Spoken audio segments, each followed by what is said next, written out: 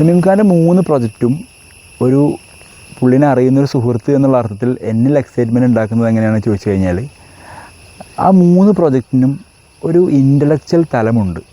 ആ തലം ഒരു പക്ഷേ എനിക്ക് അത്ര റിലേറ്റബിൾ അല്ല.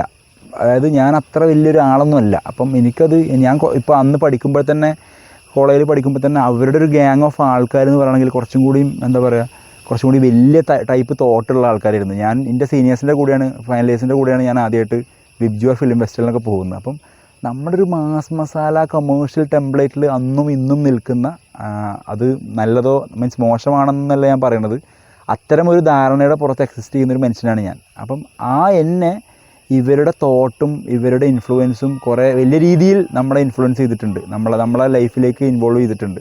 സോ അത്തരം ഇൻവോൾവ്മെൻറ്റിനെ ഒന്നും കൂടിയും ഇവരെ കൺവിക്ഷനെ ഒന്നും കൂടി നമുക്ക് കണക്ട് ചെയ്യുന്ന ഒരു വർക്കായിട്ട് എനിക്ക് ഷമീം ഖാൻ്റെ 3 വർക്കും കമ്പയർ ചെയ്യുമ്പോൾ മനസ്സിലാവുന്നത്.